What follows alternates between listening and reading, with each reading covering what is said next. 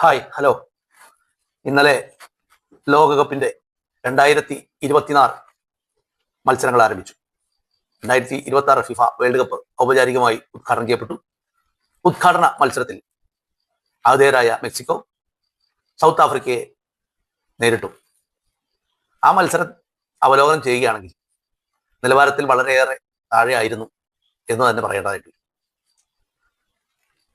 South Africa വാസ്തവത്തില് ഈ 2026 world കപ്പിൽ എത്തിയത് ഗ്രൂപ്പ് ചാമ്പ്യന്മാരായി തന്നെയാണ്. വളരെ മികച്ച കളിക്കാർ അവരുടെ സ്ക്വാഡിൽ ഉണ്ടെന്ന്.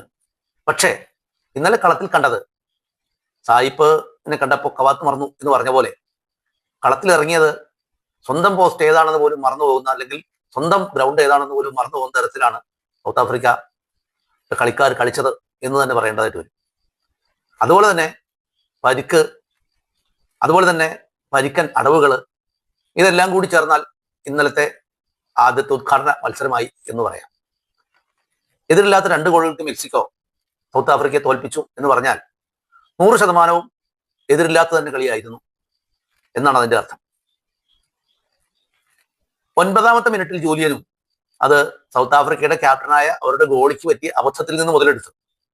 69ാമത്തെ മിനിറ്റിൽ റൗളും നേടിയ ഗോളിലാണ് മെക്സിക്കോ ജയിക്കുന്നതെങ്കിൽ ഈ കളിയിൽ 3 പേര് സൗത്ത് ആഫ്രിക്കയുടെ 2 ആളുകൾ, അതായത് തമ്പാസാനും യായാസിത്തോളും ചുവപ്പ് കാർഡ് കണ്ട് പുറത്തായി.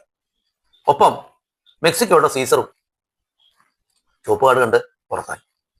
അപ്പോൾ 3 ചുവപ്പ് കാർഡുകളും അതുപോലെ തന്നെ നിർണായകമായ 2 ഗോളുകളും 6 മഞ്ഞക്കാർഡുകളും കണ്ട ഒരു കളിയായിരുന്നു ഉദ്ഘാടന മത്സരം. അത് ഞാൻ ആദ്യം പറഞ്ഞതുപോലെ തന്നെ നിലവാരത്തിന്റെ കാര്യത്തിലാണെങ്കിൽ പരിതാപകരം എന്ന് തന്നെ പറയേണ്ടതായിട്ട് വരും. എന്നാൽ ഇന്നലത്തെ 2ാമത്തെ കളി അതിമനോഹരമായ, അതായത് ഇന്ന് രാവിലെ 7:30 ആരംഭിച്ച് 9:15 അവസാനിച്ച അതിമനോഹരമായ കളി സൗത്ത് കൊറിയയും ചെക്ക് റിപ്പബ്ലിക്കും തമ്മിലുള്ളതായിരുന്നു. ഏഷ്യൻ ശക്തികളായ കൊറിയ 2018-ലും 2022-ലും എങ്ങനെയാണോ വരവറിയിച്ചത് അതുപോലെ തന്നെ ആണ് ഈ 2026-ലും വരവറിയിച്ചത്. 2-1 ആദ്യം ലീഡ് നേടിയത് ചെക്ക് റിപ്പബ്ലിക്കാണ്. എങ്കിൽ 2 ഗോളുകൾ തിരിച്ചടിച്ചുകൊണ്ട് സൗത്ത് കൊറിയ അവരുടെ വരവറിയിച്ചു. ഏഷ്യൻ ശക്തികൾ, അക്ഷരാർത്ഥത്തിൽ ഏഷ്യൻ ശക്തികളാണ് തങ്ങൾ എന്ന് തെളിയിക്കുന്നത് തന്നെയായിരുന്നു സൗത്ത് കൊറിയയുടെ നയനമനോഹരമായ ആ കളി. ഓഹിയോനും വാങ്ങിനും കൊറിയയുടെ ഗോളുകൾ നേടിയപ്പോൾ ലഡീസ്ലാവ് ചെക്കിന്റെ ഏക ഗോൾ നേടി. ഇന്ന് രാത്രി 12:30 ആതിഥേയരായ കാനഡ ബോസ്നിയ ഹെർസഗോവിനയെ നേരിടും. അതുപോലെ രാവിലെ 6 മണിക്ക് ലോസ് ആഞ്ചലസ് സ്റ്റേഡിയത്തിൽ USA പരാഗ്വയെ നേരിടും. 2 കളികളും ആതിഥേയ ടീമുകളുടേതാണ്.